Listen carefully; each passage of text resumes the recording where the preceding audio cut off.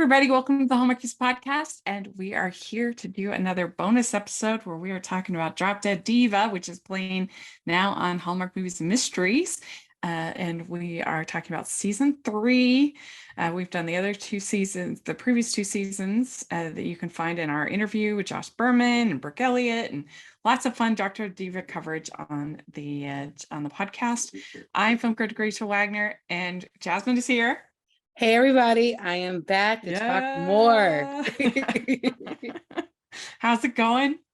It's going pretty good. We are in February now, so yes. Oh my goodness, like between going into February and knowing what's happening with Drop Dead Diva, like I said, I'm reliving the show like the first time around. Y'all have not seen nothing yet. Yeah, it's so good. And I appreciate you being so patient with me because of Sundance. I kept having delay and delay and delay and delay. It's okay. It's okay. I know you had fun at Sundance. Hey, surprisingly enough, there were some Hallmarkies, celebs that were there that I've been seeing off and on. I'm like, it's hopefully true. Rachel got to one of them this past week. Yeah, I think that they were all there, not necessarily for a movie. I don't know if Ashley had an actual movie, but I think there were more there for this like female directors initiative that she's doing, that Ashley's doing. And Wanya is on the board of trustees for Sundance, so she obviously has a connection as well. I didn't know that until I'm watching they have the little trailer and stuff in the beginning, and they list the board of trustees. Like, Wanya Lucas. Like, why you should have told us that you're going to be there? Yeah, for real. So I was in Salt Lake the whole time, and they were all up in Park City, so I never saw any of them, but it was fun to see on social media. Yeah. So, all right, well, let's dive in because this is a great season of this show. I don't know now, because I said after season 2, oh, this is the best season. Yes. Now after this, I'm like, I don't know, maybe season 3 is the best season because I love Owen so much. It went there. Yeah. It gave me shocks that I forgot that were there. Yeah, like, me too. Oh, wow. So the first episode is called Hit and Run. If you remember, the cliffhanger from season 2 is Jackson gets hit by a car and he says Deb out loud. So that was where we were left. And so Hit and Run episode is the summary. Let's see, here it is. Following the car accident that left Grayson in a coma, Jane finds herself struggling with her desire to reveal herself as Deb when he wakes up, despite warnings from Fred. Jane reluctantly takes on a case involving a hard-partying celebrity on the hook for a hit and run of a 12-year-old girl and enlists Stacy to help her. Meanwhile, Parker and Kim face off in court, representing opposing sides of a case involving exes, which rings a little too close to home for them. So what do you think of this premiere? Let me talk about this. Like, I'm good. I'm here for a good number every season. Yeah. Let's talk about that opening. I'm like, wait a minute. I'm here for like this dance montage. I'm here for it. Yeah. Don't leave me this way. It kind of brings you back to Moulin Rouge. It sure did. At least that's what I think of. Guess it was originally written by, I think it was Josh Berman. And then sung by Thelma Houston. Oh, wait. I think. I'll think of the episode. yeah. And so that was really fun. You're absolutely right. It was a great number, which involved almost the whole cast. It sure did. I'm counting everybody in there to do the wing outside. I felt like, did they borrow the set? Like, I'm just saying, they borrow the set from like, Strong Medicine. Like they were. Oh yeah. I wouldn't be surprised if they did. That's interesting. Caswell has quit because she's so upset about Parker and Claire, right? Claire? Yes, Claire. Because that right there. That still shook me, the fact that like he didn't believe Kim at all. Like, since you want to be with Claire, boom, here's the evidence. Yeah, well, and I can understand too, like, if you're in a committed relationship with somebody and then you see them kissing, their ex, no less, that would be very upsetting. So I can understand I'm Kim. leaving, and come to find out, Kim's new office is at the coffee shop. Yeah. I want to know if she gets free coffee or not. I'm not sure. Probably not. but yeah, I think with Kim, it was interesting when I was talking to Josh. I asked him about Kim Caswell, and he said that he really saw her as a very negative character, as a very atrocious character. And I don't know if I really agree. Like, yes, she's obviously an antagonist, and yes, she obviously has her prickly moments, but I think that there's enough humanizing of the character that she's not just like a Cruella de Vil. Oh yeah, definitely. There's like some warmth to her. Yeah. Like I've seen her with some cases where she maybe the dumbest cases though, but she has a heart. It's totally growing. Like she's like the Mrs. Grinch of the show. Her heart's growing a little bit. Yeah, her heart's growing a little bit. Yeah, and so we have Vanessa showing up, and her kind of relationship with Grayson.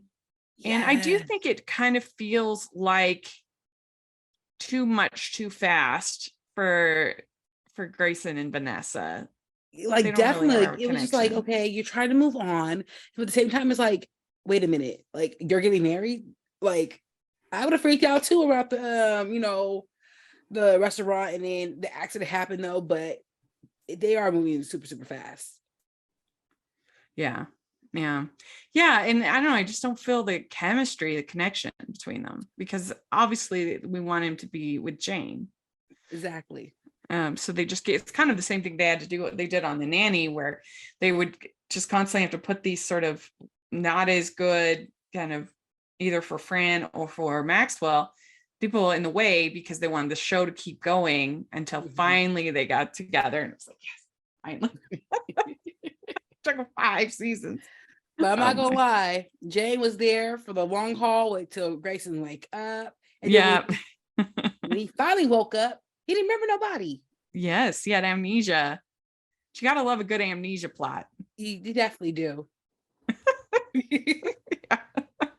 And then this case for Parker and Kim is ridiculous. The one is suing their clients are suing each other because she's saying their night together was false advertising, that he changed and he hadn't really changed.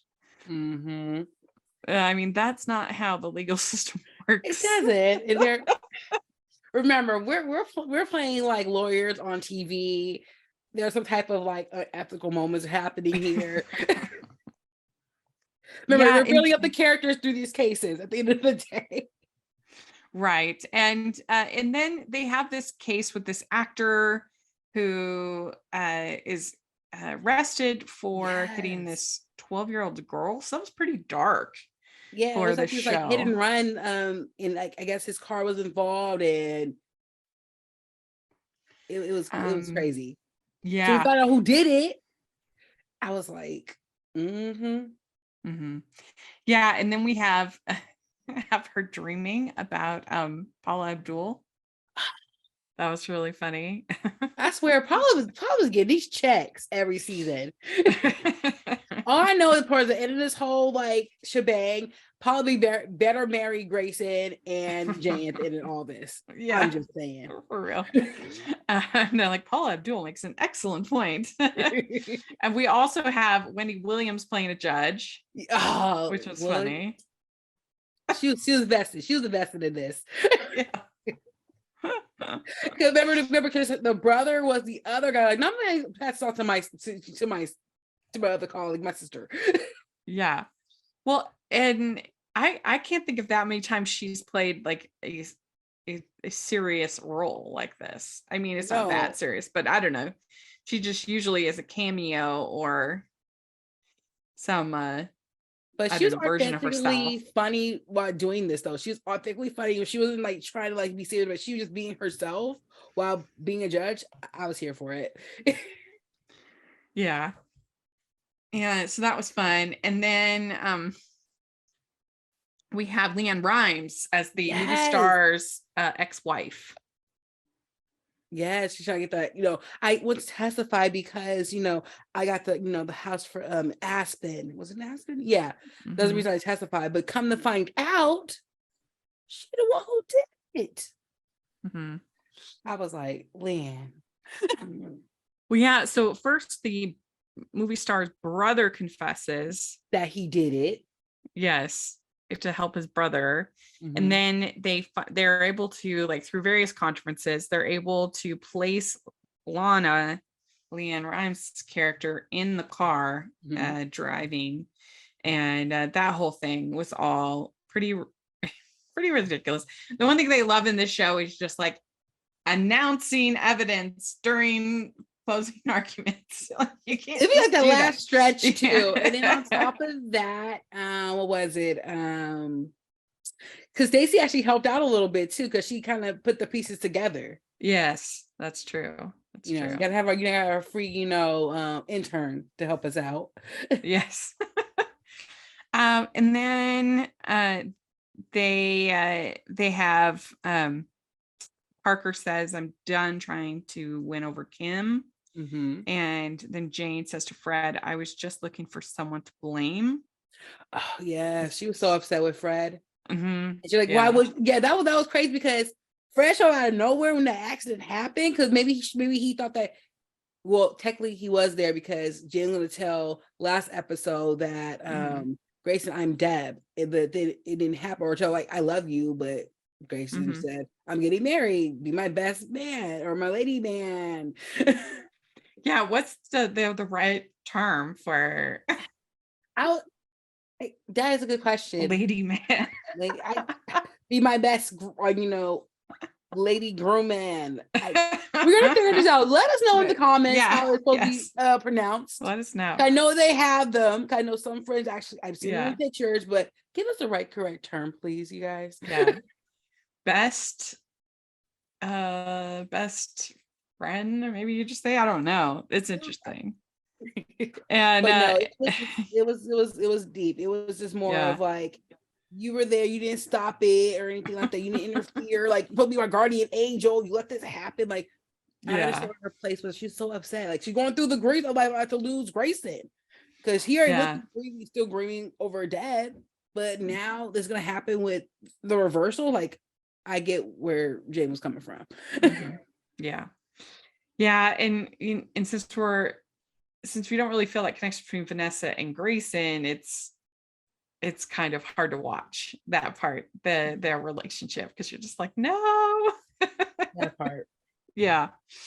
And so yes, then Grayson asked Jane to be the best man, and Vanessa and Grayson are engaged. So yeah, this one's pretty fun. Great opening number, great cameos throughout, whether it's Wendy Williams or LeAnn Rimes, or I mean, it's almost like if somebody wanted to be on the show, they're like, we'll make him a judge. That part, and they have some good judges. They do. I mean, Jasmine Guy and Paula Abdul and Wendy Williams, Rosie O'Donnell. So yeah, this I think is a pretty good premiere. I would give it an 8. I'm definitely gonna give this an 8.5. Yeah. Okay, so then we have episode 2, False Alarm. And it's with Kim still gone from the firm. Parker convinces Jane to offer her help to Kim in a medical malpractice suit involving the death of a would-be 20-year-old model. Kim initially rejects the offer, but soon realizes she's outmatched when she shows up in court against high-powered lawyers with more resources than she can handle as a solo practitioner. Terry enlists Grayson to help her firefighter boyfriend after he is sued, rescuing a neighbor from a burning building. Stacey and Fred's relationship is about to move on to the next level, and Jane finds herself breaking all her rules with her new love interest. So overall, what do you think of this one? Oh my gosh, like, this episode was very False Alarm per se. Yeah. This was definitely, was it my best episode? Was it my worst episode? This was like, dang, Kim didn't have no P.O. box. She didn't. Yeah, it's a really fun it's another fun episode. It's fun to see Fred trying to be sexy and being terrible at it. Oh my gosh. It's really funny. Mind you, I'm reading like my version of like the clip notes of like, with the synopsis of it. I'm like, wait a minute. Is like Fred about to lose like his like I guess his like angel like virginity card? Yeah. Or he never had one. Like, remember, we don't know Fred's life like this. Yeah. Like before then. Like it does seem like he is. I know. It's like, was he a virgin? Would he die? Like, I need to know that. We don't like how Fred had him create a like persona for Stacey, like what about his life? We don't know what happened before then. He didn't talk about it. And I want to know, but we ain't gonna get that. Well, Jane's advice for learning about being intimate, I guess you might say. She says, start with Judy Blume Forever, page 81, Wifey, chapter 2. That's also by Judy Blume. A Year of Cosmo and 3 seasons of Sex in the City. That I have on DVR. Oh my God, this definitely aged really well. Oh yeah, on DVR. That's right. Yes, and I'm sitting here like Judy Blume, like that is an iconic, author that you definitely need to read. Starting off from childhood, like that's. Yeah, there was a documentary about Judy Blume at Sundance called Judy Blume Forever, and it was excellent, outstanding. Highly recommend it. And what amazed me the most about it, not only like her life, which was very interesting, but that the amount of letters she would get from people. Like, I can't imagine writing a total stranger at all, but secondly, writing like the most intimate, detailed things that people would write her. And I don't know, it was very interesting. And some people she kept on a correspondence for years. Oh wow. It was cool. It was good. But yeah, I guess that's a good guide. I don't know. I know she did have like some amazing books to read, you guys. She does. Yes, and I guess A Year of Cosmo and 3 seasons of Sex in the City, that'll probably do it for you. Mind you, I'm thinking about 2000s going later into like how the series is right now. Yeah, definitely. Yeah, I definitely had Cosmo, teen people like reading about this. About boys, like how they act. Like I was. Yeah. Although there's some really bad advice about sex on Sex in the City, you can listen to our Jackson Mize recaps. But like, I certainly wouldn't want to behave like Carrie Big. That's for sure. You know what? Yeah. I was, I secretly want to be a Samantha in my life. They're pretty terrible to each other.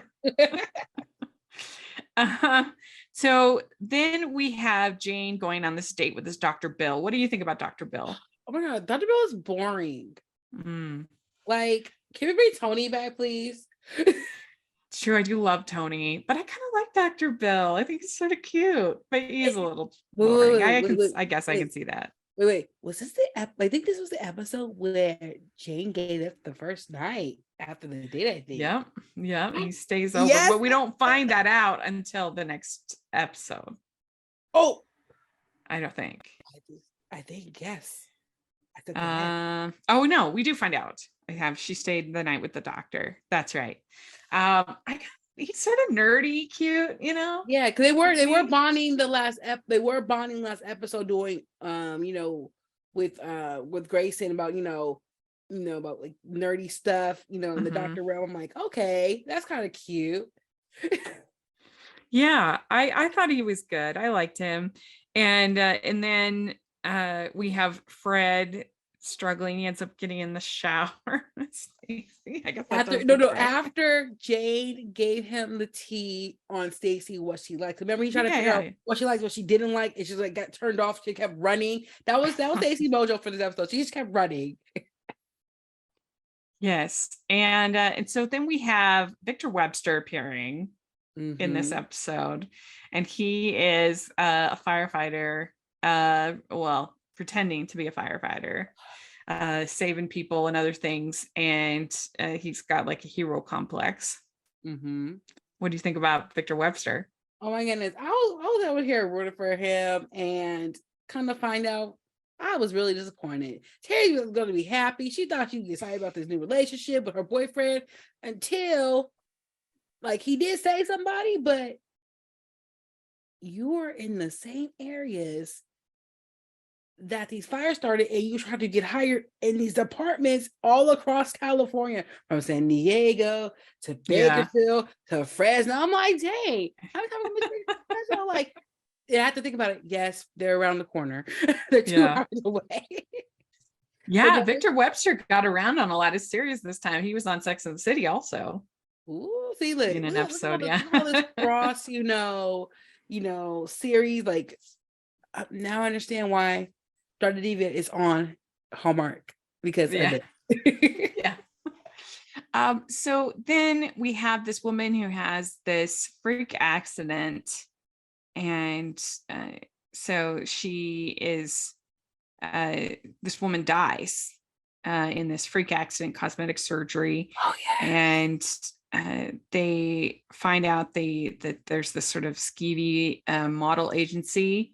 And I did think it was a funny moment when she's explaining to Kim that, oh, I went there. I went to that agency. And she's like, yeah, that's right, Kim. Deal with it. And I love how she puts all her real life experience as Deb into Jane. Like, I did this, I did that. I'm like, yes. She's trying to break in the mold of plus size like modeling. Don't judge Jane. Mm-hmm. She's doing it. Yeah.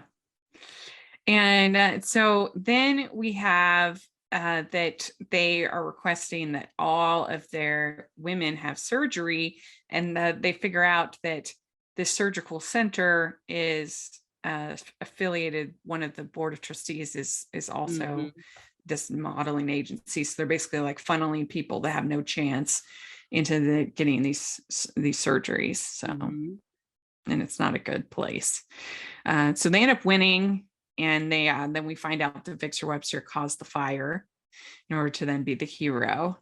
And we also have Stacy giving Jane the wedding album that Deb had made.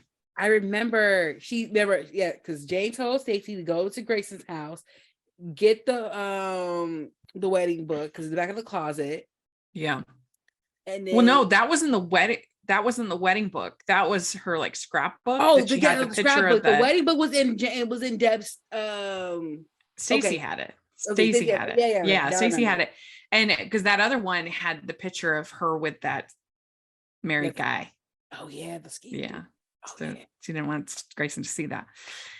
So yeah, this was a pretty simple episode. It was kind of maybe more of like a filler episode, but it was pretty good. I give it a 7. Yeah, we're gonna do like a 7 too. Ho, ho, ho. We'd like to take a second and thank our sponsor for this episode of the podcast. It's the Hallmarkies Patreon. Do you love Hallmarkies podcast, especially at Christmas? Do you enjoy the holiday previews, recaps, interviews, and bonus episodes? If the answer is yes, please consider supporting the Hallmarkies Patreon. We need your help to do what we do both during the Christmas season and all year round. But not only do you help a podcast led by strong, independent women by becoming a Patreon, you get to become a part of the Hallmarkies family. Starting at only $2 a month as a patron, you will have access to our Facebook Patreon group where we talk about the movies, shows, and more all year. We also have many monthly patron watch-alongs with guests like Lacey Chabert, Natalie Hall, Paul Campbell, Mary Lou Henner, and more, giving their behind-the-scenes details of their films. As a patron, you also have the chance to provide input into the podcast and even join us at different tiers. So this Christmas season, spread some cheer to the Hallmarkies Patreon and become a member today. You won't regret it. Go to patreon.com/Hallmarkies to learn more. That's patreon.com/Hallmarkies. Okay. Then we have episode 3, Dream Big. And this one has Jane represents a mother whose son is pushing for her to sue the sperm bank she used to conceive him. As Grayson and Vanessa's wedding nears, Parker organizes a bachelor party for Grayson, who incidentally gives a stripper legal advice that leads to her subsequent firing. Hoping to make things right, Grayson represents the stripper in court and discovers Judge Hemmings, Vanessa's father, is presiding over the case.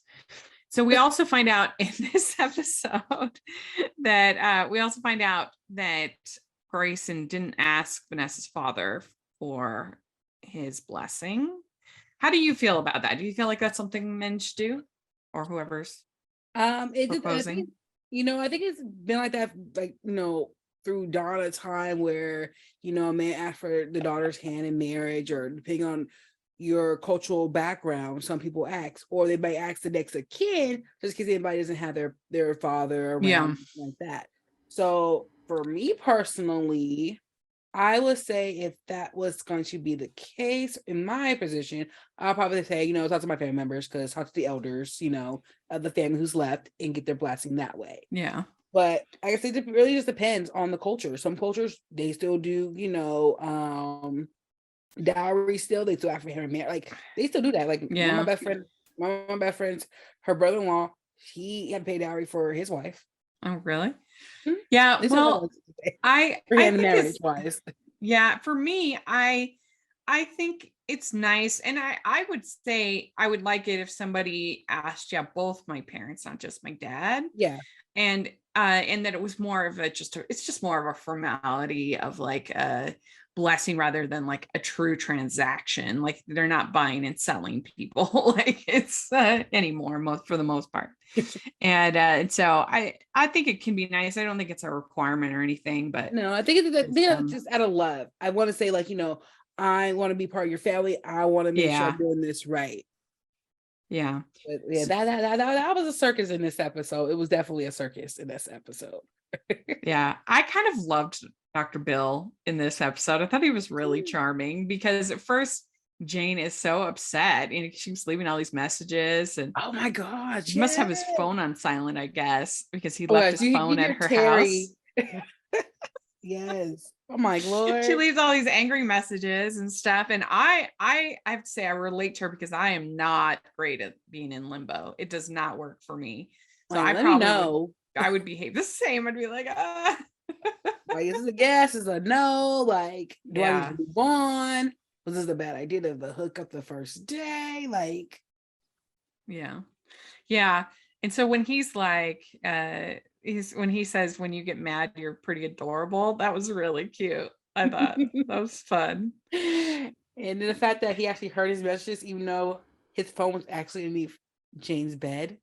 Yeah. It was really funny. He said, and I quote, like, well, I'm a doctor. I need to hear my messages. Right.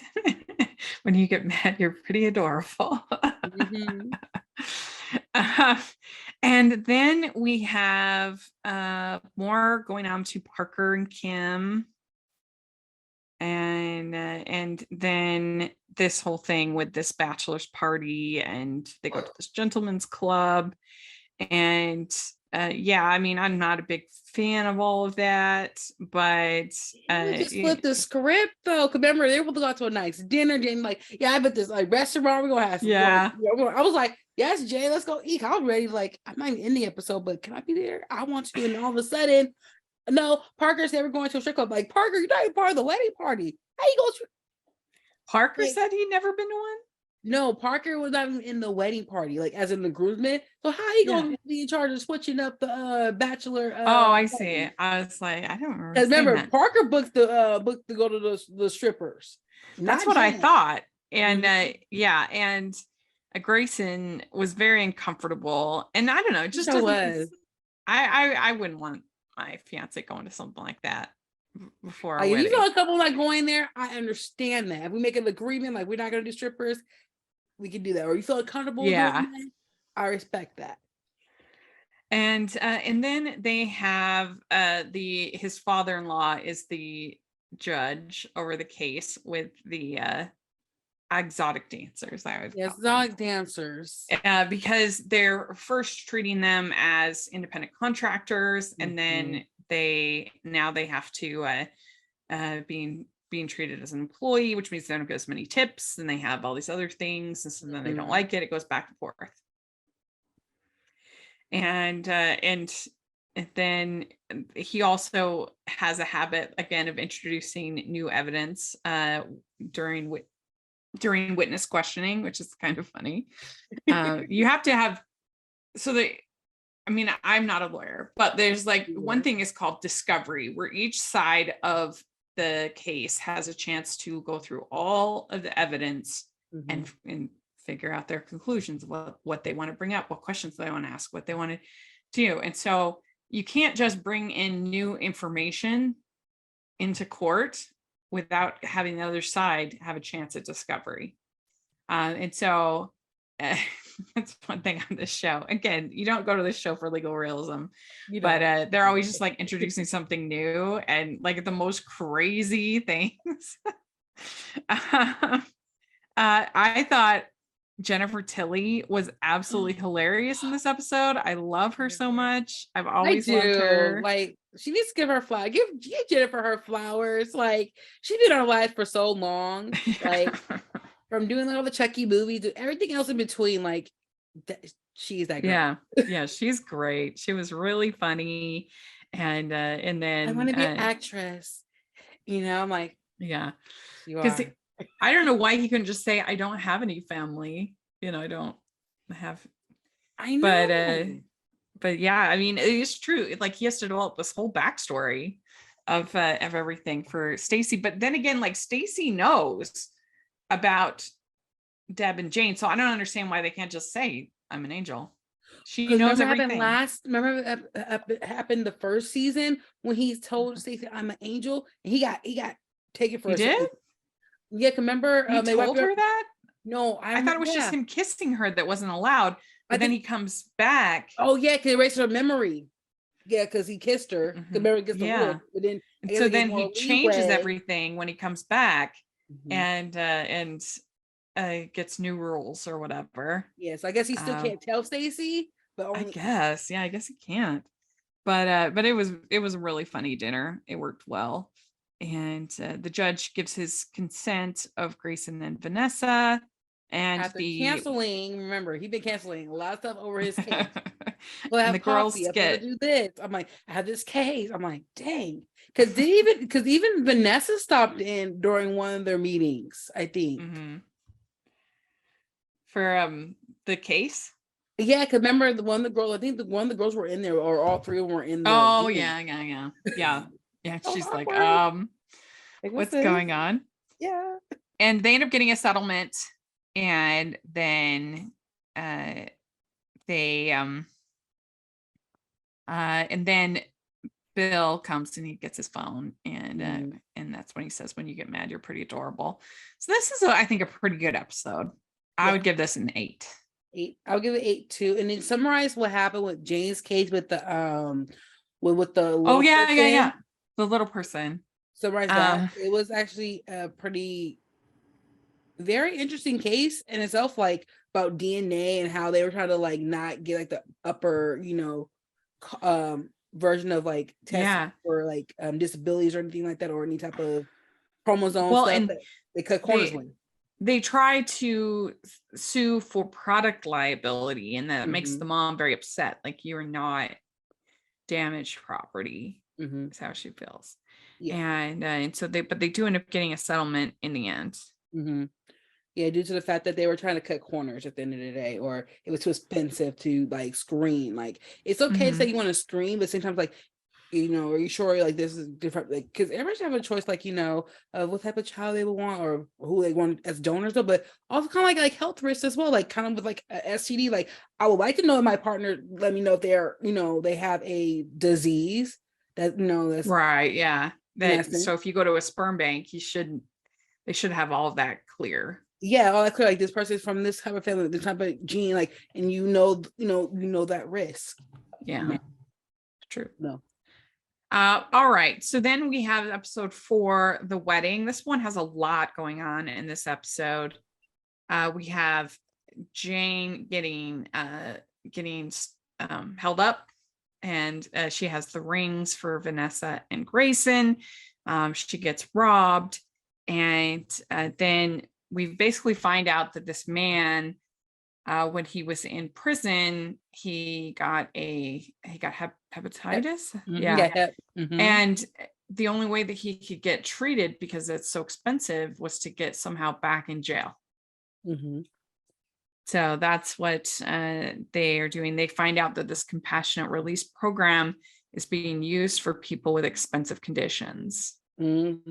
So the one thing in this one, they have like these stacks of medical files that the that Dr. Bill is looking at, that she's going through, like that would not be allowed. There's rules of HEPA. You're not allowed to have people's private medical information just shared willy-nilly. Like it's very, very controlled. Yeah, very of controlled. Who gets to see that stuff. Mm-hmm. You can't just have it like on a pile and people too. looking through it. Right. Like, only other people can look through these files and stuff like that. Yeah. But it was very interesting how like the prison system, y'all. We know about a little bit about the prison system though, but this is one thing, but how they're doing, because I'm not gonna lie, you can get some good health care in the prison system. I'm not even gonna lie, but the fact that how they were doing, because like the hepatitis or any other condition that they released early were more in that big sum of money to pay versus the one with the little issues that you know. And we also have Parker and Grayson helping this man who has camel and is milking it for camel's milk. Yes, the professor. Yes, a long-time good friend of Parker's. Yes. And we have the wedding in this episode, and Stacy is getting to read a poem. She doesn't like the poem because she feels like every time she's tried to read it, everything's have gone wrong. Lewis Carroll, I think the poem is by Lewis Carroll. What's Oscar Wilde? Oh, Oscar Wilde. Sorry, Oscar Wilde. Yeah, you're right. And then Jane gets the ring back. They get a settlement for the thief.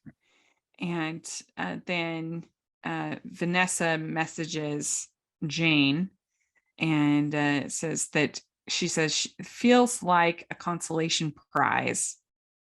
And then they decide to have they announce we're canceling the wedding, but they're going to have the party anyway. Mm-hmm. So Grayson gets totally sloshed.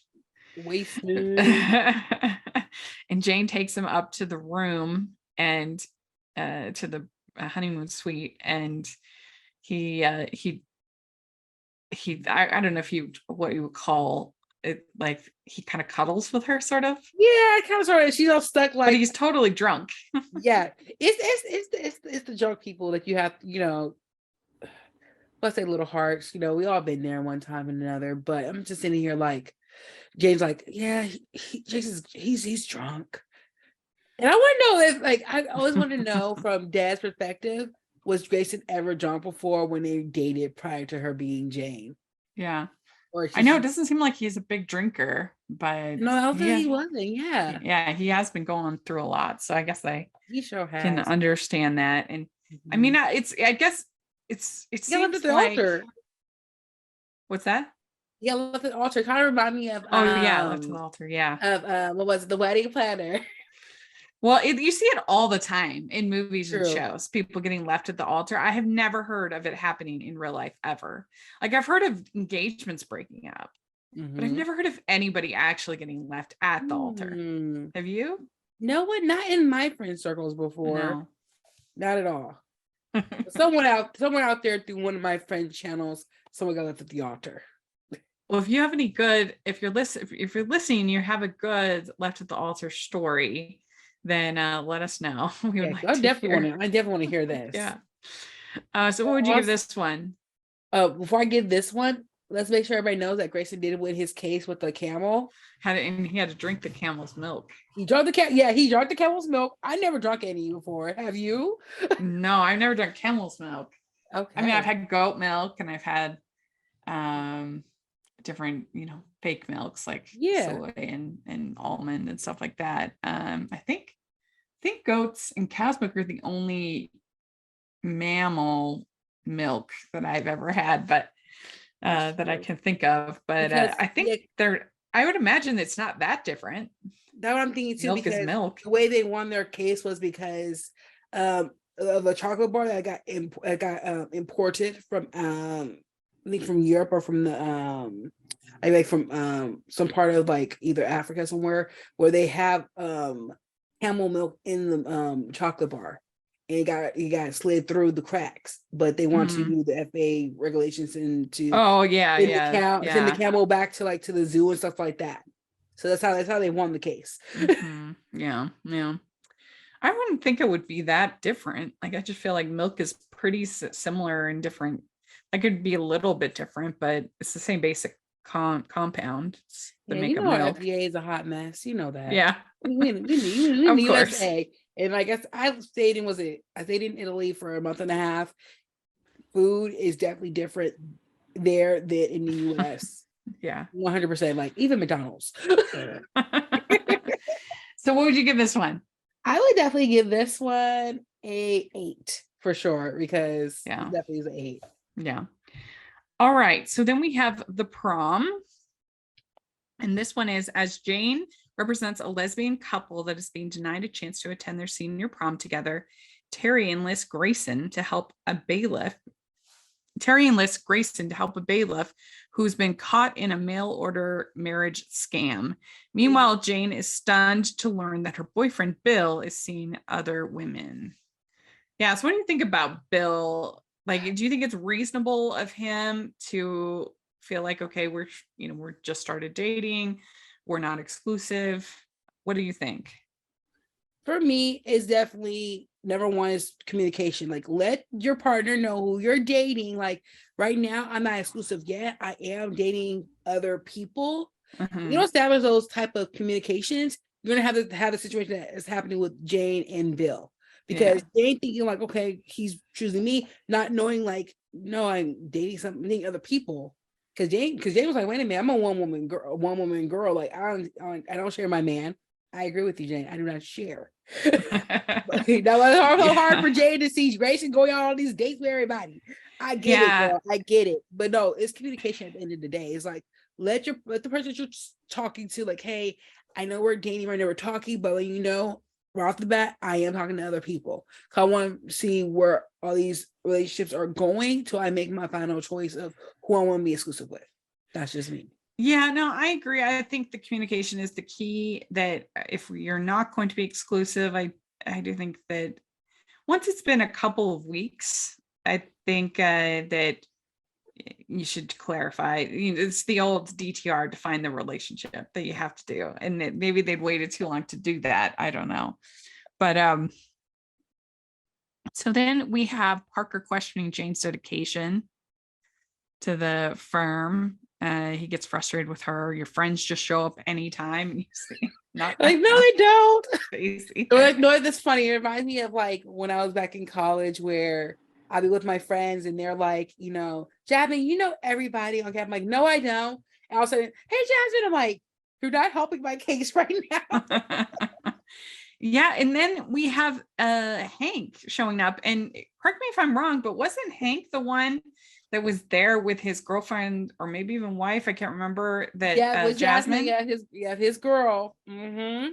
Yeah, so I guess she's gone because now I he's. I thought they got married, but then I'm like, wait a minute, you went through a service?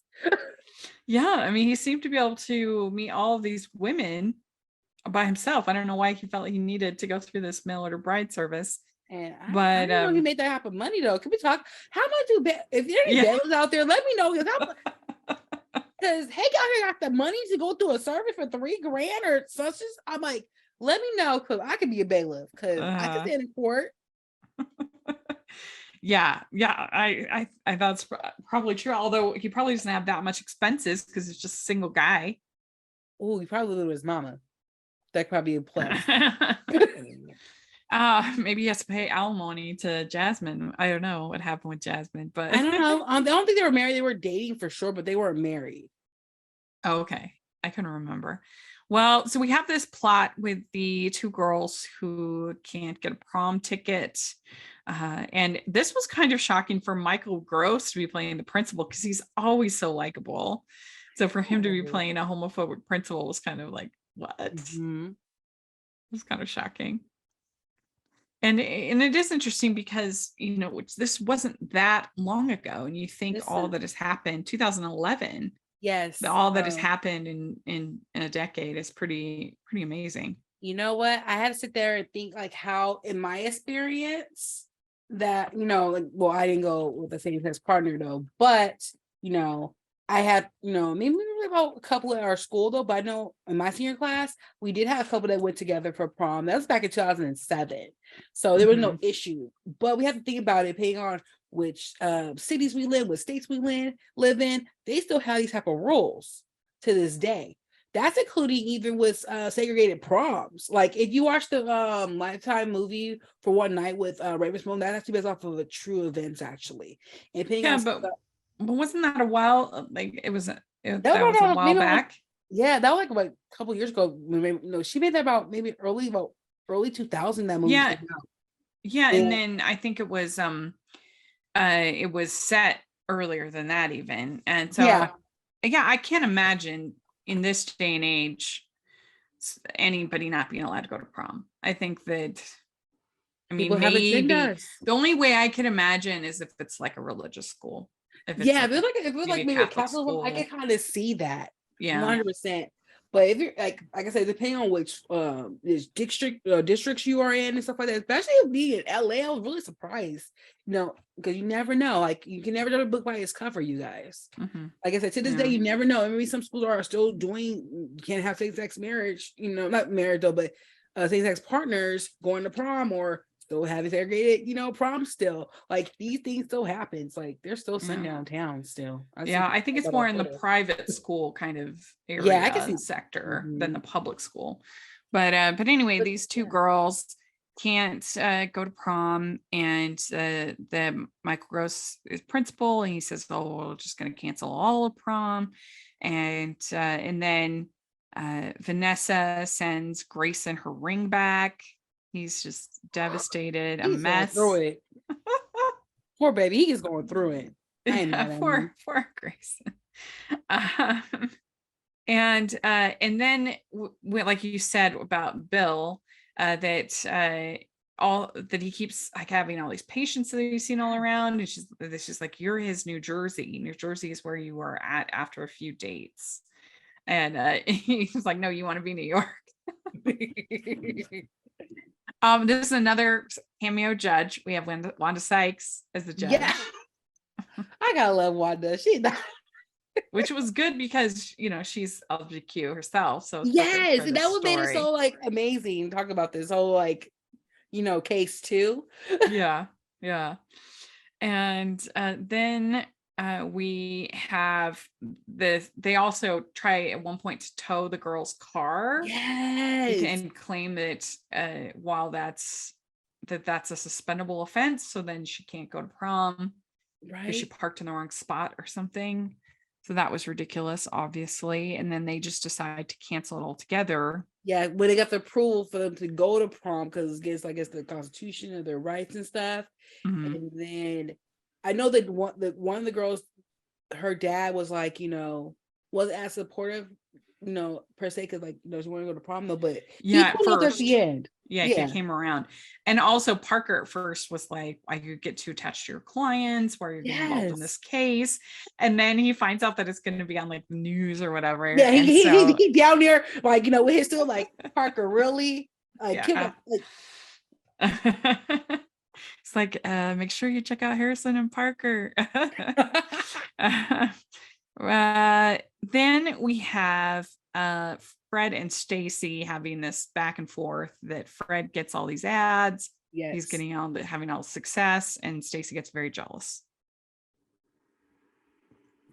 And kind of find out, Fred was doing this energy, was it the energy drink? I guess, guys, the energy commercial. He thought he was in the full commercial. He was the guy who was the skinny guy. He was like the before, and then the other guy's the after. And he was freaking out. He was like, "What?"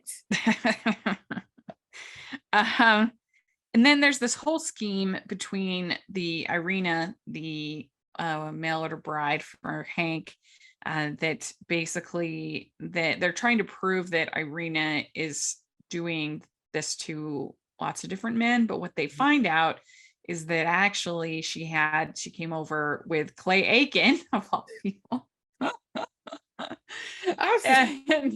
And so then they try to repeat it twice to get money out of Hank. So that's the whole scam. Mm-hmm. They both got in trouble, y'all. Yeah.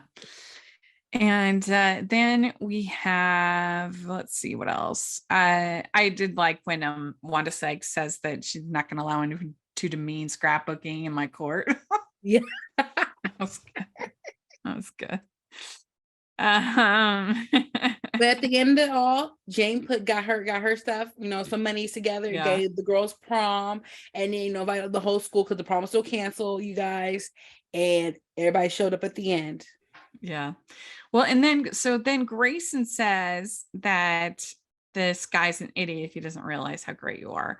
But I kind of feel like he's the one who's an idiot. He doesn't realize how great she is. So what is he talking about? Thank you. I think this all was happening during Jane's reveal, like her annual review. I'm like, because I'm changing my thoughts about you, Jane.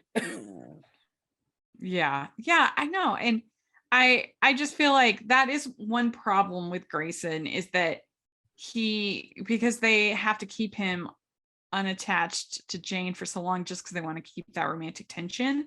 But it also does kind of make, I don't know, when you think about him versus Owen is so forward and so confident, and there's something about that that's almost, we'll talk more about it, but it's almost more attractive than Grayson. But you also have to feel for Grayson because he just lost his fiance and all that. Like, he a loser. She was a runaway bride. He's going through the motions of like being left at the altar, like, why you fighting this case so hard. So then Jane breaks up with Bill after their prom. She better. And then Parker says, whatever you're doing, keep doing it. And then we get a dance between Grayson and Jane. And I kind of almost wish they'd had even like a near kiss or kiss or something like that. I think that would have even amped up the tension even more, but they don't. All right. So then we have, so what would you give that one? I would actually give this one an 8.5. Yeah, that's a pretty good one. It's a good one. All right. So then we have episode 6, Closure. Mm-hmm. And this one is, when she's assigned to help the DA's office with an old murder case, Jane learns that she once worked there and had an affair with her boss when Kim agrees to go after a fashion blogger for luring impressionable teenage girls into spending thousands of dollars on clothes. Her target turns out to be Stacy. So what did you think about this one? Child. I told y'all since like season 1 review, Jane has some skeletons in her closet, baby. Yeah. Yeah, we saw some of that in the Brennan Elliott episode, but then we see it here too. Mm-hmm. So she would do a lot of stuff in the DA office. I just need to know what's going on. Because in those 2 years, it was supposed to be 3 years, because Jay talked to Debbie, like, Jane talked to Terry about why they left after the second year. Like, well, and Tony Goldwyn is so good. I love her. He's great. I love him. And very, very attractive. And they had actually, I think, a pretty good chemistry. Of course, he ends up being no good. The late night. Mm-hmm. Now I understand why now I understand why Jane had an affair.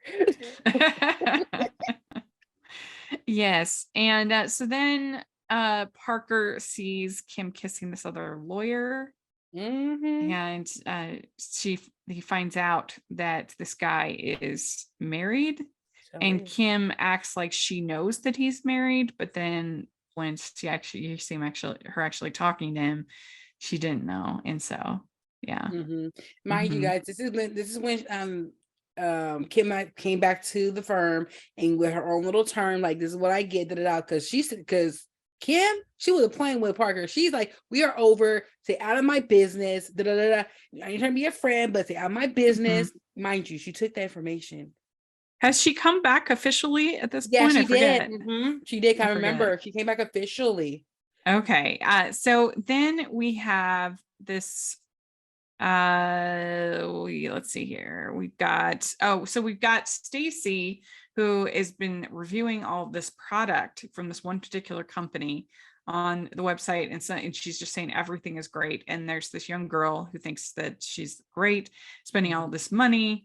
And it is true that you have to acknowledge any paid endorsements of products before you start your video or whatever you're doing.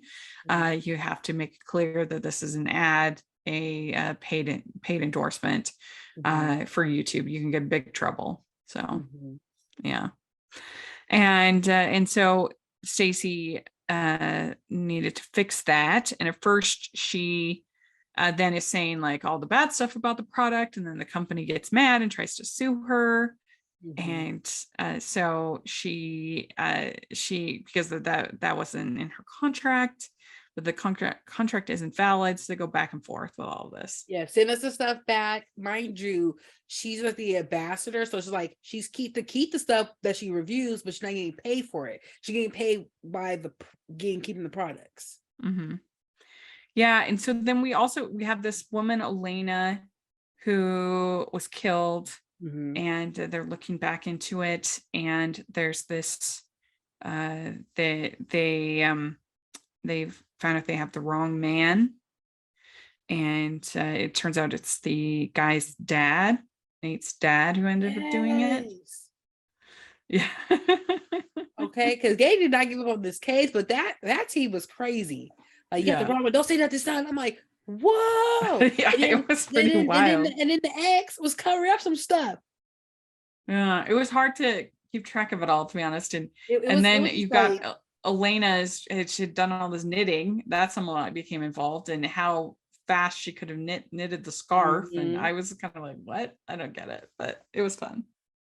Yeah, it just reminded me of that meme where the guy's like holding the pencil and all the things are posted. Like, that's what was going on in this episode with that.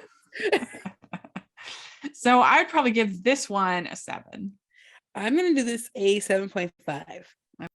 Hey, this is Jen Johans, host of the podcast Watch with Jen, which delivers a steady stream of great movie recommendations, thoughtful career deep dives, and first-rate conversations with film critics, authors, actors, journalists, filmmakers, and more.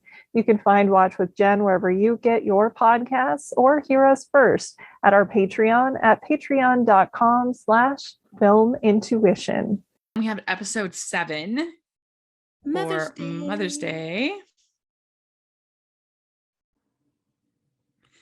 While working to keep Grayson from stopping a casino ad featuring photos of Deb, Jane's mom, Elaine, is arrested after escaping from a grounded airplane flight.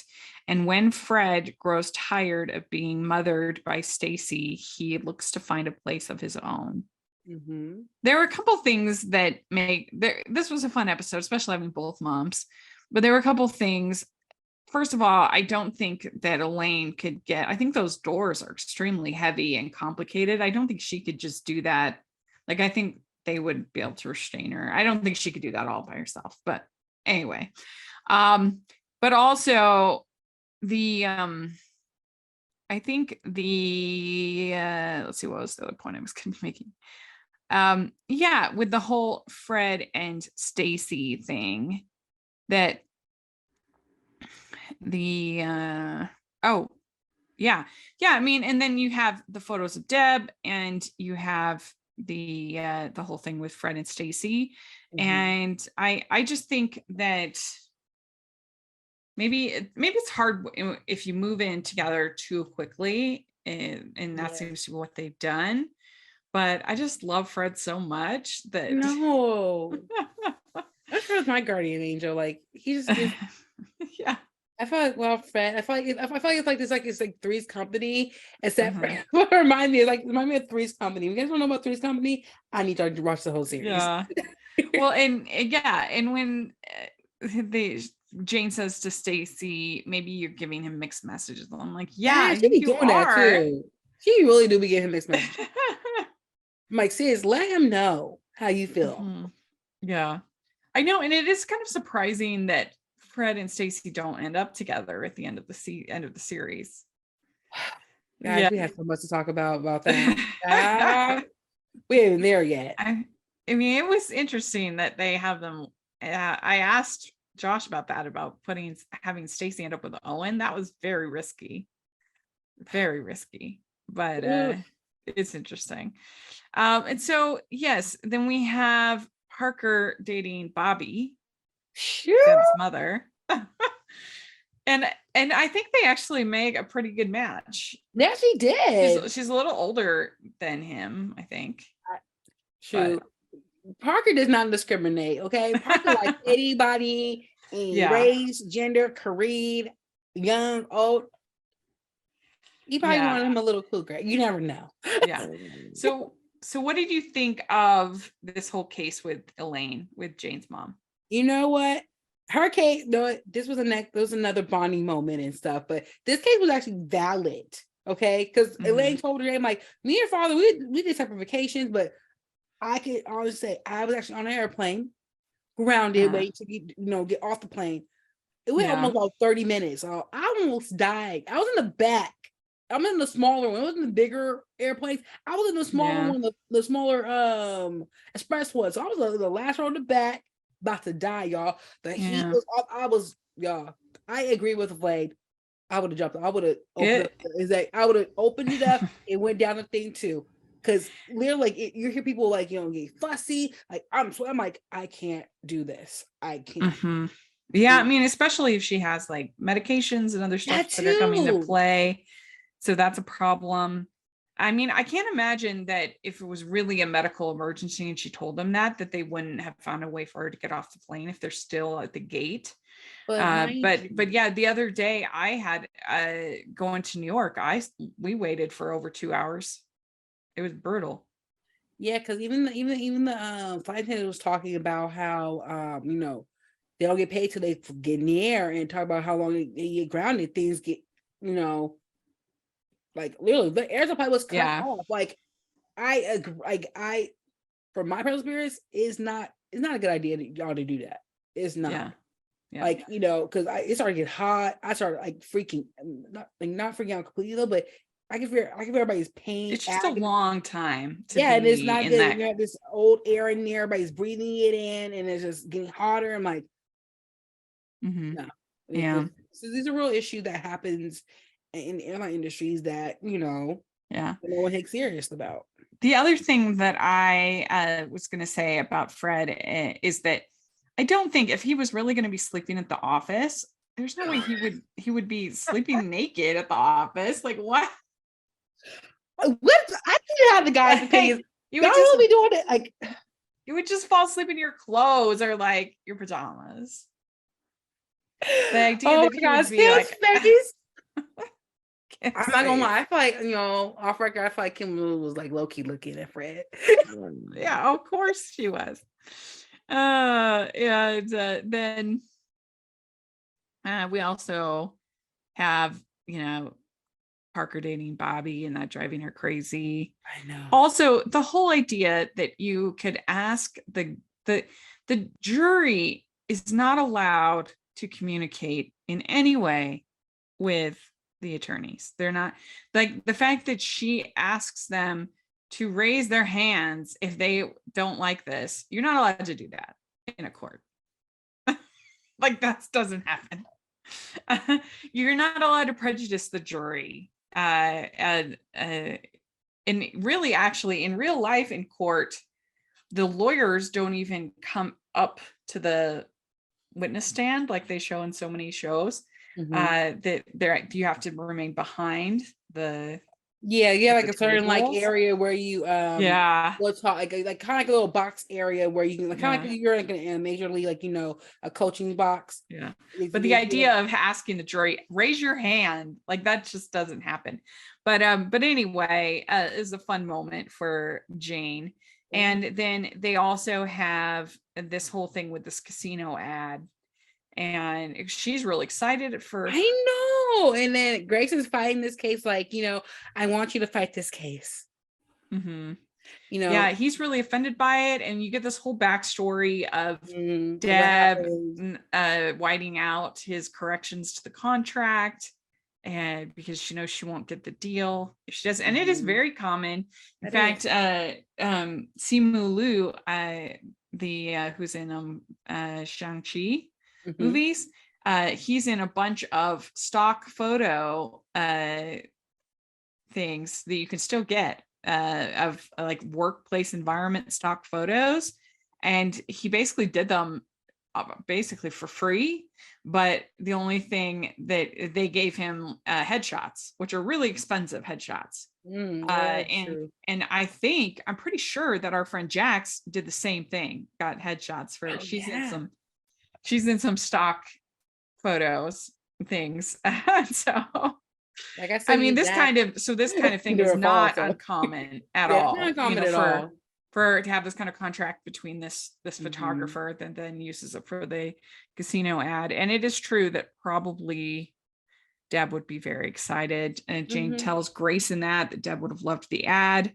How would you know? They had a fight too. And then we have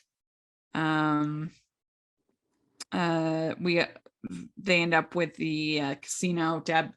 Deb's casino ad is on the billboard by the end. She's really excited about it. I know.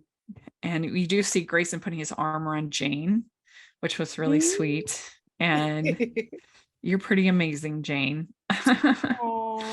And we also get karaoke with Jane, Elaine, and Bobby. So that was really fun. Like, so Jane with her two moms.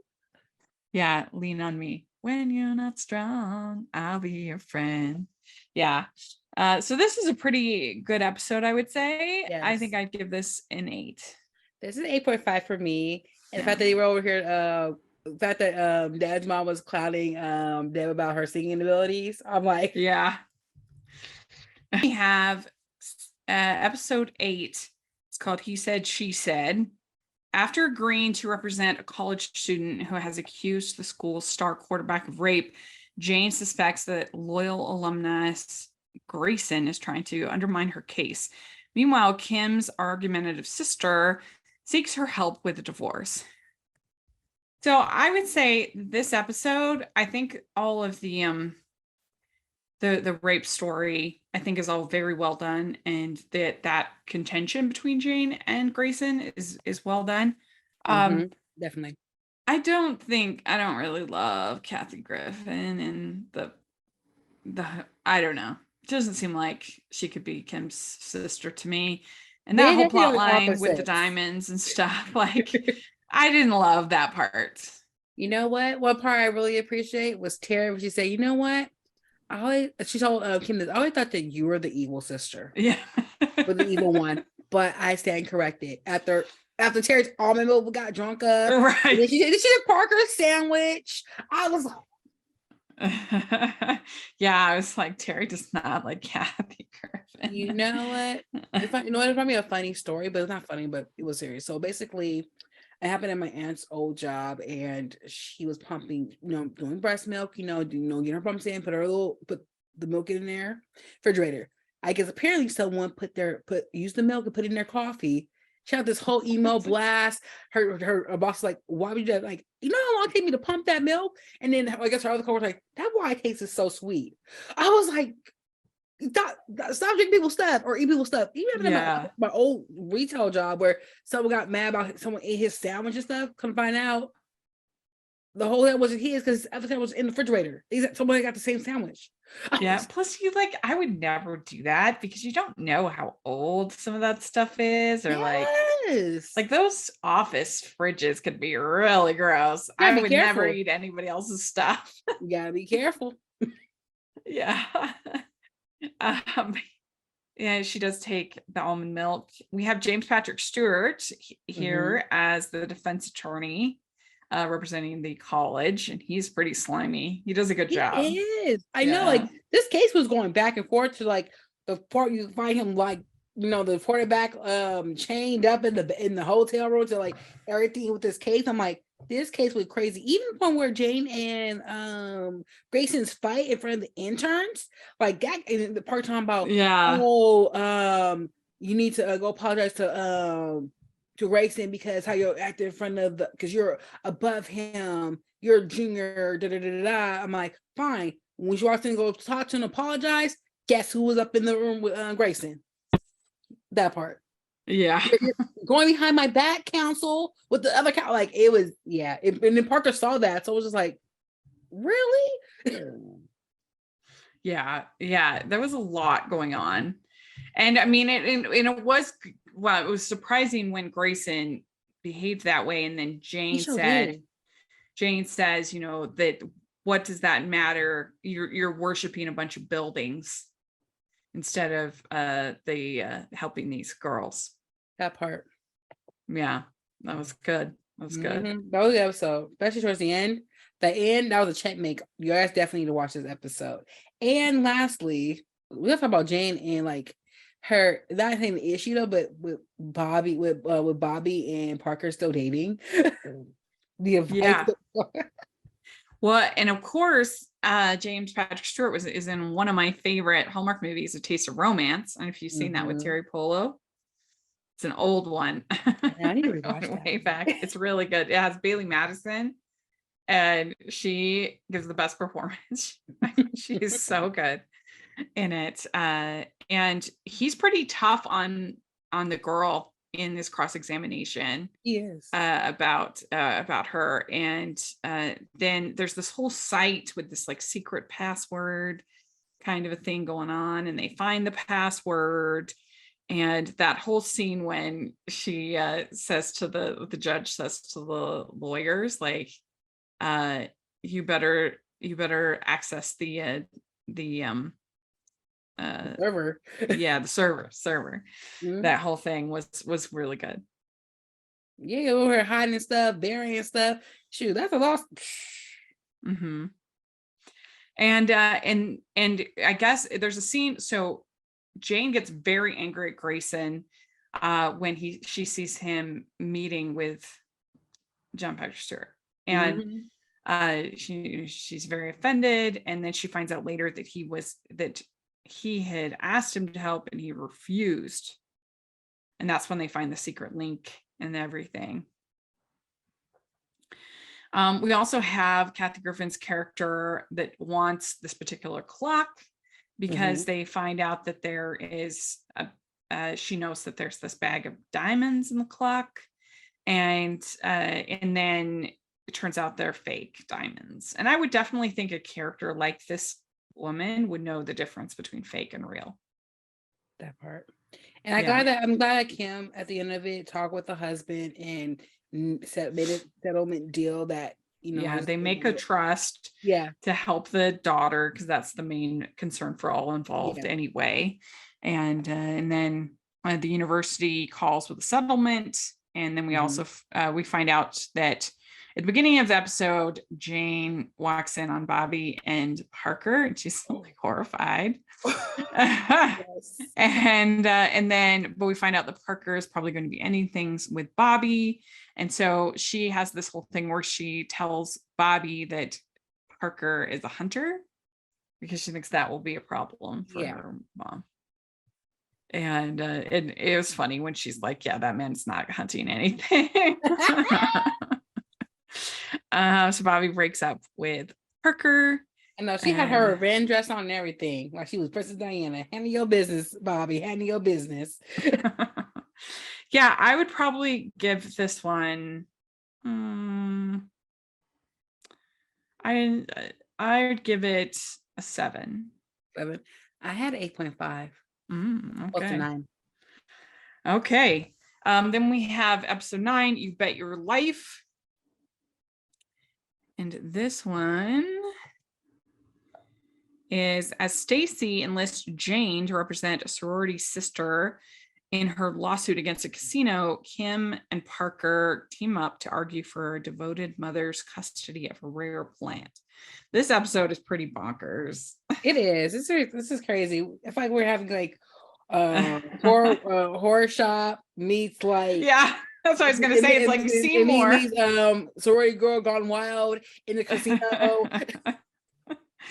Yes, and so this woman wants to sue the casino. Stacy brings her in, and Jane/Deb hates this woman because she took away her sorority pin. Sorority pin. Basically kind of like a finger sorority pin, like you're out of the sorority, stuff like that, because of an incident that happened. Yeah, at one of the parties. Mm-hmm. And so there's this woman that has this plant, and she says that she's the only one that can take care of the plant, and that I guess the previous plant had died, and so she says Louis that Louis the there Fourth? was Louis the 13th, and then Louis the 14th is the one that she has, and so Grayson and Kim can't really understand this at all. But there's also this woman played by Caitlin Doubleday, who is a waitress, and they are pretty. She has a tattoo, and they're pretty dismissive of her. I think, that Jane's just like, she's up to no good. She's only going to be. She's not interested for the long term. Jane doesn't like her. Or should we say Deb doesn't like her? Yeah. Yeah. And so I did think it was funny when Fred so Jane tells Fred that he needs to get Grayson out. Sure. She doesn't like him dating this woman. And so he invites him for drinks, and he's like, it's the big game, where they play things or whatever. I can't remember exactly what he said, but it was really funny. Like, obviously he has absolutely no idea like what football is. And we find out that this woman that they're helping has Parkinson's. And evidently there is this medicine that makes you more likely to gamble. Yes. And this consultant for the pharmaceutical company was also connected to the casino and basically sold this client list. And so they got these offers for this free like seminar or whatever, for free housing. And then they get them in there, and then they, I guess, go crazy at the casino. That's wild. And they were racing tapes and stuff. It was just, that case was crazy. Yeah. And then once they finally get Dr. Foley the plant, then she sells the plant. Yeah, because the place that the plant was originally at was going to sell their plant originally. So the doctor killed that plant to have 14 go and get that monies. Yeah, because the buyers only want the one plant, and so she kills the other plant and keeps her plant, which is crazy. Yes. Yeah. Yeah. And so then Caitlin Doubleday, she says, you have higher expectations for yourself, so maybe you should have higher for Grayson. And then Kristen, this woman, gives her the honorary pin, and you see Jane wearing it. Yeah. So this is a bonkers one. I give this one a 7.5. This is definitely 8 for me. Okay, so then we have episode 10, Toxic. Though it forces her to take on a client of the firm, Jane agrees to help a frustrated parent stop a lead-contaminated high school from opening. And when Terry lambasts a former high school classmate at a dating seminar, Kim defends her in a slander lawsuit. Okay, so basically you have in this episode this toxic land at the school. There's this guy who has taken his kids out of the school, which is really questionable. And he says that, it was just because of the divorce, but then we find out they're really not divorced. And lots of shenanigans going on here. Definitely. And even like the opening episode will set the tone of like what's going on, what's happening. Even the wife, I guess they're about to get a divorce, all of it's happening, but he's just trying to hit the kids. That's all he's trying to do. And they're trying to cover it up. And then Parker was getting mad because he's representing them. I'm like, you can't do this. And then Jenny James like, did you let her drop in this episode? And then got it back. Yes. Yeah. Parker fires Jane for going behind his back with all of this. And then she continues on with it and says how much she says to him, like, what is your how you want to live your life, selling your integrity by the hour, she says. And then he takes her to a golf course, which is the same land, is built on the same land as the school. And there's oranges on the tree at the golf course. So they bring it into to testify, and they say that will you eat this orange if everything's so safe? Again, these kind of shenanigans you would not see, I think, in most courts. I know we had camel's milk in ago. Then we got the orange. We also have Stacy and Fred. Stacy introduces him as her friend. He's really upset about that. And then he takes her on their greatest hits date. And then we see her kissing Brian at the end of the episode, and Fred cries. I felt so bad. I keep telling you guys, I'm watching this like I'm watching it for the first time ever, and I keep forgetting about these scenes. And I'm like, I don't want to hold Fred so much. Yeah. I really did. Well, and then this woman, Cassie, says to Jane, "Who are you to Grayson? You should tell him how you feel." Oh, yes. Yeah, and she says, "You might not be sleeping with him, but you are still giving it away giving it away." throwing what Jay told because that was Caitlin Doubledale saying that. Yeah, Doubledale. And so that was a good moment for her character, because the show had been kind of judging her. Yeah. And so I kind of liked that they gave her this sort of moment of her being smarter and kind of wiser than Jane. She sees what's going on. And then for Terry's situation, yes, that's our classmate, last but not least.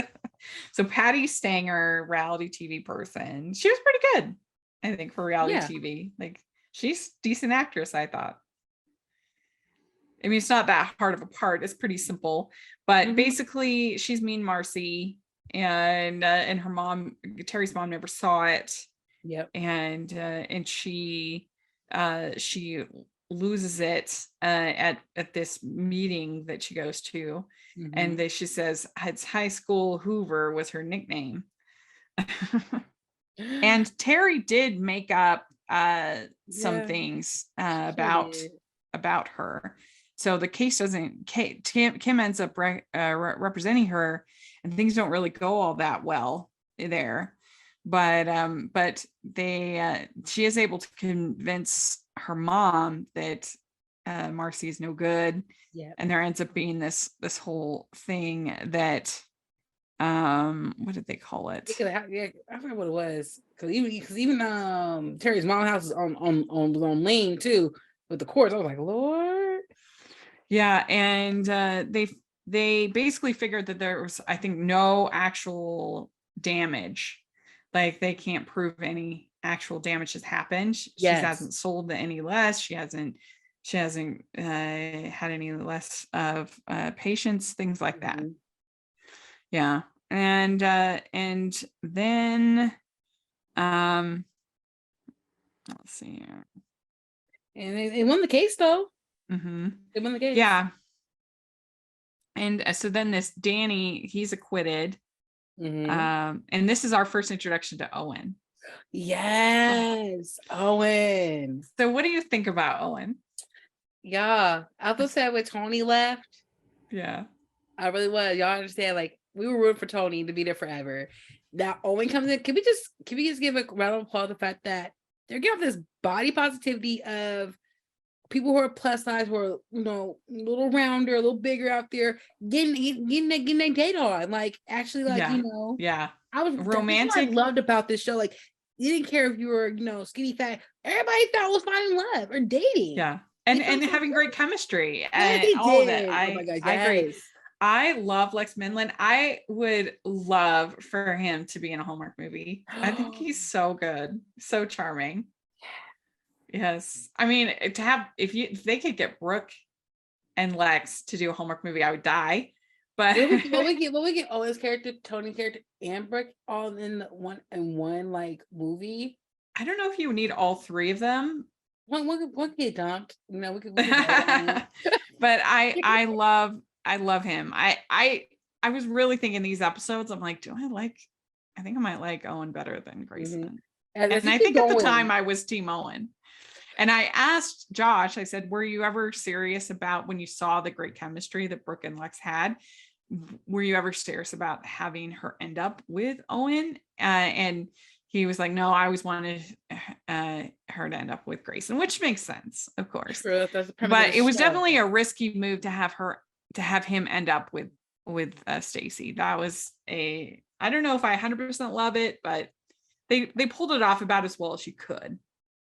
Well, we gonna see as we keep going throughout the series.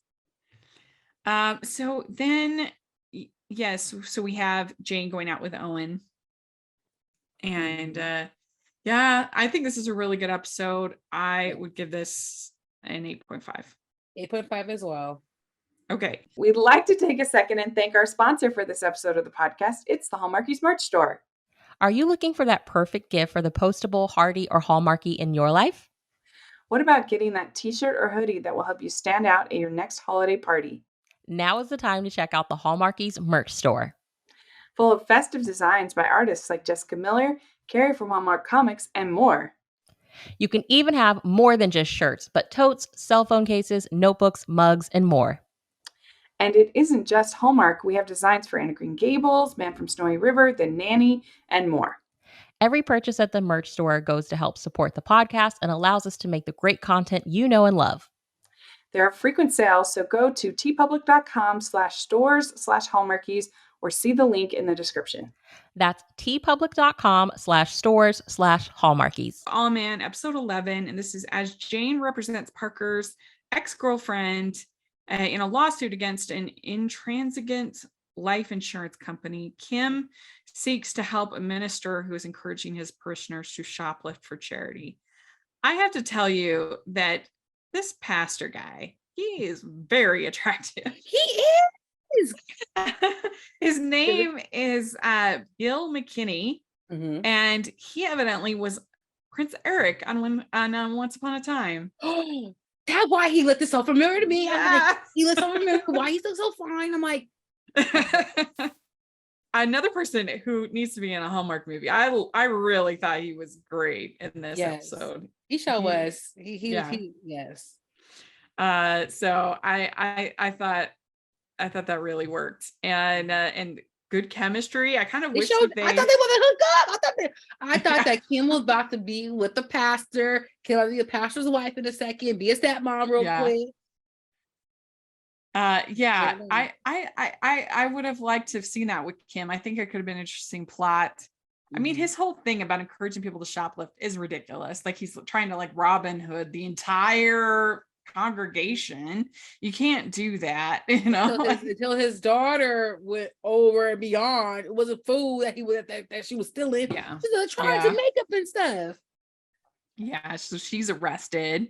Yeah. And then we have Stacy and Jane getting in a fight because she's a cheater, and Stacy gets mad at Jane for telling Fred, and she's like, no, I didn't tell him, he saw you, and everything going on there, which is kind of it's a bummer way to kind of end or this stage of this relationship, at least, because they were so cute together. We also have Edward Herman appearing in this as but I felt like it was kind of a strange role because they didn't really give him anything to do. I mean, maybe I was just so in love with the with the hunky pastor. I was like, he's a phenomenal actor. Of course, everybody knows him from Gilmore Girls, but you know, he was a film actor, and he's a great actor. But if you want to see a great movie that's way underrated, it's not on Disney Plus, I don't know why, called The North Avenue Irregulars. It's so funny. It's got Edward Herman in it. He plays this pastor who is new in town, and turns out there's this organized crime gambling ring in the town, and so he gets all of these women in the parish to help investigate the crime ring, and it's so funny. I love it. You should watch it. But anyway, we also have Brandy appearing as Alicia, and she has a son, and we find out that it's Parker's son. You're spoiling episode 13. You're spoiling and it. Basically there's like this whole life insurance thing, and so they she's wants to like be involved, but she also doesn't really want to because she doesn't want Parker to know. What do you think about Brandy in this role? Oh my goodness, Brandy, she is the Bible voice. She is a singer, actress. She's the first Black Cinderella. Like, yeah, like she is that girl. She will forever be that girl. She's been in plenty of TV shows, from like her starting her own TV show to being on the game, everything. Like, she knows what she's doing. Like, she's a phenomenal actress as well. Like, yeah. Well, and I thought she did a good job in this role. Yeah, she did a good job, and she's very like meek and mild. So you'd kind of wonder why Parker, aside from her being beautiful, of course, why he would be interested in her. It doesn't really seem like Parker's type to me. But I thought she did a good job of kind of showing her strength, especially when they try to blackmail her.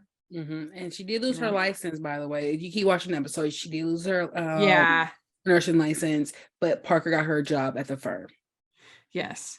And so then we also have this whole scene with Jane and Owen going to lunch, and the lunch gets like more and more crowded by the minute. He keeps inviting people. And yes, in the chamber they have a little party. Yes, and then that party. I'm like, well, then there's the chamber party. But then there's also the dinner where there's all the people that he invites to sit with them. And so then at the end, he gets the whole restaurant for Jane, and he says, "You're making my heart race." Oh, I love Owen so much. He's so good. He's a solid little teddy bear. Yeah. I like this episode. I don't love Stacey and Jane fighting, but you gotta have some conflict. But I really love Hot Pastor, and I love Owen. So that goes a long way. I'm gonna give this one a 9. 9. Yeah. Okay. Then we have episode 12. Yes. Let's see here. Bridapalooza. As a law student, seeks Jane's help when his fiance is injured in a bridal store's out of control promotion. Judge Owen French forces Grayson to try a case using medieval law, and as Stacey's new role goes to her head, Jane is forced to take action. This whole the medieval law was so funny. Like, it's like, you don't understand. I wanted to be a part of this so bad. Like, let me do like medieval law. Let me be part of this world. Like, question, Rachel, have you been to a Renaissance fair? Because I've been to one, and they are so lit. I have never been to a Renaissance fair, but I would love to go. I just like to go one time. But I have been to medieval times before. Okay, I never been. It was years ago when I was in high school, but yeah, I have been once. This because the he was just in the part. Like, he was not playing. He's like, I gotta find me a hat. I'm like, it was so funny. I mean, Grayson with the sword, and they're like having the sword fighting, and like the whole thing is ridiculous, of course, but it was so funny. Was so mad. I was laughing so hard. 12th century, law. we're in 2011. Like, get it together. It was literally 3 a.m. when I was watching this, and I was laughing my head off. I thought it was so funny. It just part. If I over. And the princess comes up the elevator. And she's like, like she Terry, wants to. Princess Genevieve, coffee, my lady. Yeah, she wants to sell her land. She's fighting her brother, because the brother wants Lancelot wants to sell the land, and Genevieve said no. That's what and so Owen recuses himself from the bridal case because he says things are going well, so I'm gonna recuse myself. Jay had to ask the court, like, on the record, like, how we doing, like, what's going on. Yeah, and so then Valerie Harper ends up being the judge, and I love her. Another person who's on Sex and the City in a very, very memorable episode. But then you have Grayson confronting Owen and the medieval law case, and this is they're fighting to see who if the best man wins. For the best man wins. It was hilarious. And then Kim is threatened by Brandy or Alicia. She makes her kind of pass this test. And she has to forcing her to work all these long hours when she's got a child. I don't think anybody she didn't know about, which no one knew about, mind you. Only person who knew only Jane. Was Jane. And Jane put the dots together when she found out, that's that. No. Yeah, and nobody in the office has a child, which is would probably be unlikely. Because Parker, Terry, Grayson, Kim, Jane. They don't have no kids. No kids. Maybe the interns, but they don't have no kids. No kids. No time when you're your children of the law. And so then we get a fight between Stacy and Jane. And everybody else there. With like Grayson, Fred, who don't want to be there because he's still, in his feeling about what happened. Terry's there. Because they turned to a real diva. And then they feelings get in a bunch because Grayson brought up what Deb told him about when Stacey makes it big. I was like, yeah, it was a lot of big ones, big reveals. You tell us the penultimate episode of the season. Yes. And then there's this whole thing. So now Stacey's dating Brian.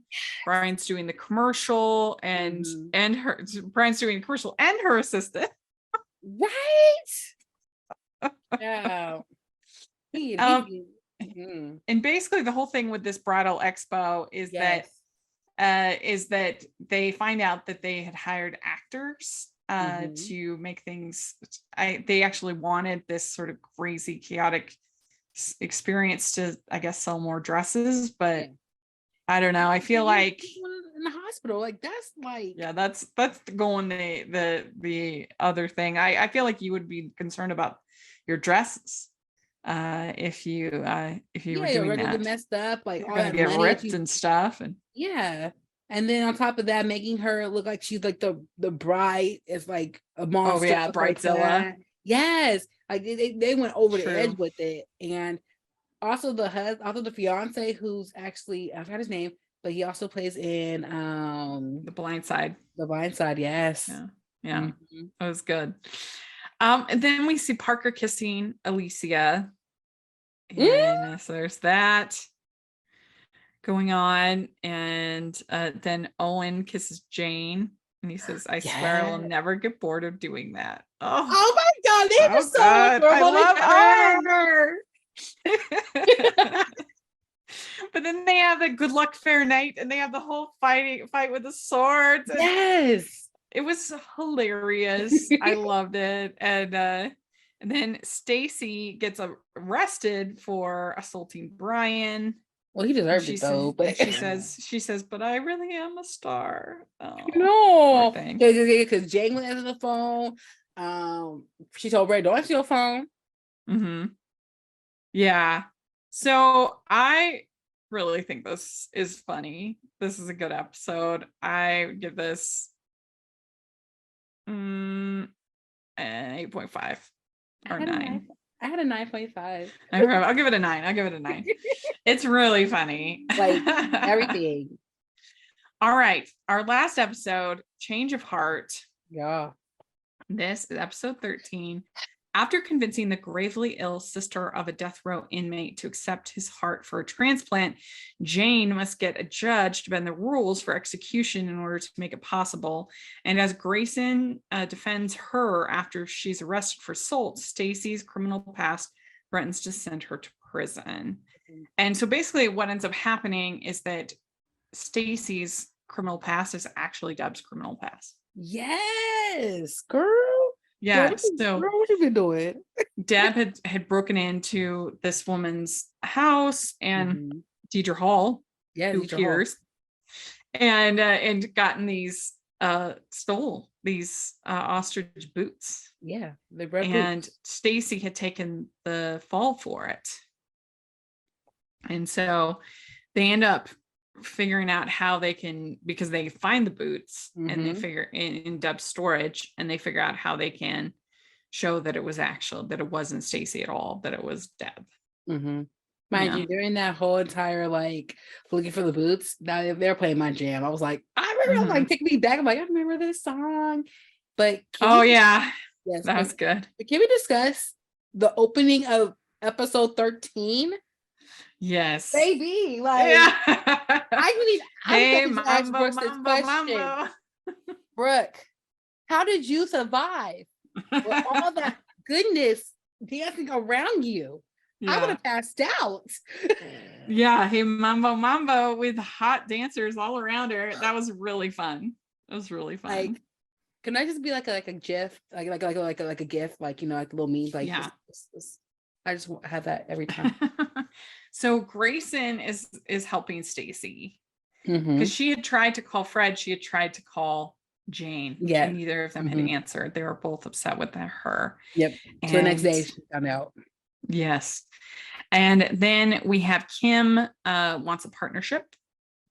And I don't think that you would actually have a junior associate actually like make this kind of ultimatum, but it works for the show and for their relationship between Parker and Kim. And then you also have Alicia, and with Parker finding out about Alicia's kid. So that's a big moment. I thought he did a good job. Man, that whole episode, it was just crazy. I'm still like, it was mind-boggling how he found out. It was just like, I literally forgot, like, oh crap, Parker had a whole kid. Like, yeah, I mean, I guess you're not legally required to tell. You're not really. But I do think that, like, it's at least, even if you say that you don't want them in life, like, I feel like you should at least tell people they have a child out there. That's harsh. Right?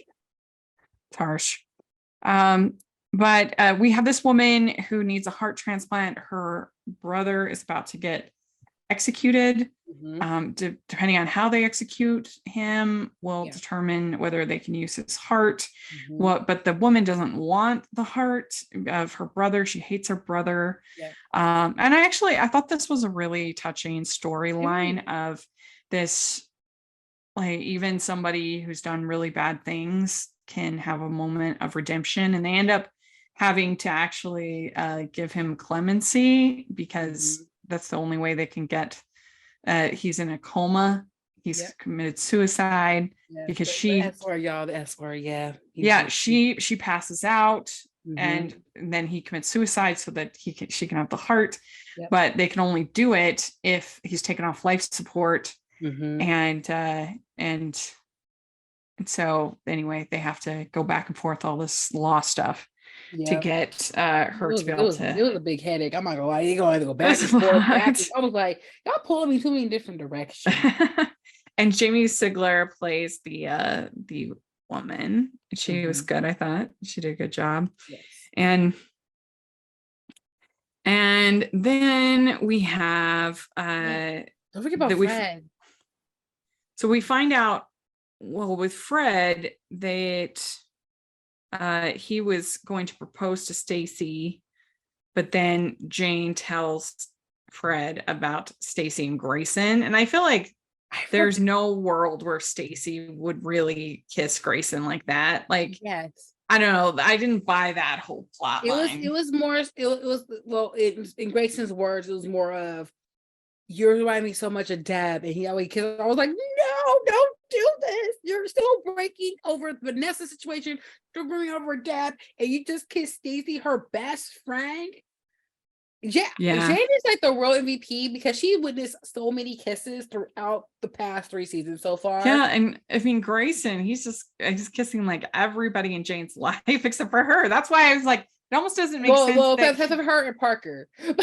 Well, yeah. Well, he didn't kiss all the women, because he is straight as far as I know. And so that is interesting, and I just think it would almost make sense for him to kiss her sooner. Mhm. But anyway, and then we have we have Grayson kissing Stacy, and then Owen announcing that he wants to be on America's Cup yacht in New Zealand. Like, I'm like, what is why it with are they all of doing these? this to Jane? Yeah, what is all Jane's men? They all want to like her to move with them to a like, first foreign Tony country. moves to DC. Yeah. Now we got Owen leaving and going to the other side of the world. Like, yeah. Can Jane have a love interest that stays in California in LA area? I don't care. They go to San Diego. She gets Amtrak. Like, come on. So then Parker signs the partner deal with Kim, and then he says he's going after Alicia. He's going to find her, and while he's gone, he's put Kim in charge. And then Jane says, "I'm going to Italy. I've always wanted to go to Italy." She tells Owen, "That's what she's doing. You've inspired me to follow my dreams." She's sitting there, and they do it so well because you think that Grayson is coming. Oh God, this was to the airport for Jane. Because remember, Stacy told Grayson, "Are you sure?" Because at the whole kiss thing, like, "Are you sure?" Because are you sure? Like, I remind you of Deb. Are you sure that Jane doesn't remind you of Deb? And they kind of make the clicking and like, because my heart was beating so fast with the empty seat, like it was beating. She says, "What about Jane? It's Jane." And so anyway, he's rushing to the airport, and you don't know who it is that's going to be on that plane. They go back and forth, Owen and Grayson, and then you see that it's Owen, and I was like, I love Owen so much. This is where I see Gracie crying, about to cry outside the window as the plane takes off. We're like, what in the world? This cliffhanger has got that was just they put my heart so good. And Grayson's too late. And then also, Jane tells Fred about Stacy and Grayson. And so that's kind of our cliffhanger, is like, what is Fred going to do? What is Jane and Owen going to do? What is Grayson going to do? All these characters. Parker. Like so fun. Oh yeah, Parker. He's going to Chicago to go find. No, I'm just like, this. I feel like every season it just builds up with better cliffhangers as they go. Yeah, they do a really good job with that in these scripts. Yes, they're a lot of fun. What would you give this episode? Yeah, all the cliffhangers, the openings. This is gonna be a solid 10 for me, because everything in between I was not expecting, and they had me. Yes. Yeah, I agree. I think this is a 10. This is a really good finale, season finale. It from really the beginning to the end. Like, and the cases are both good, and this whole thing with the death row inmate is really moving, and I like it. So I agree. This one will get my 10 for the season. And so there we go. We did it. We talked about all season 3. Yes. I know it's a long episode, so if you listen to this whole episode, put in your comment hashtag Rachel and Jazzman love Owen. Yes. Okay, because Owen, that way we'll know you listen to the whole thing if you put that in. Yes, because Owen, he left his plane and got switched over to go to Italy with Jane, and I thought Grayson would show up, but it was Owen. I'm sitting here like, he's so good. So there we go. We did it. Let us know what you think. And Jasmine, where can people find you? You can find me on Twitter and Instagram at Shreem16, SHREEM16. I'm having a ball right now over there, so we're having good conversations right now. And you can find me at Rachel's Reviews, all of our social media, iTunes, YouTube, and on Rotten Tomatoes. So check that out. Also, make sure that you're following the podcast, Hallmark is Pod, Hallmark is Podcast, all of our social media. We're back on Facebook, so that's exciting. And if you are listening on iTunes, please leave your ratings and reviews. We really appreciate that. And if you are watching on YouTube, please give the video a thumbs up and subscribe to the channel. We appreciate that so much. We also have the Patreon group and merch store. Check that out. And thanks again, everybody. And we'll talk to you later. Bye. See you soon. Bye.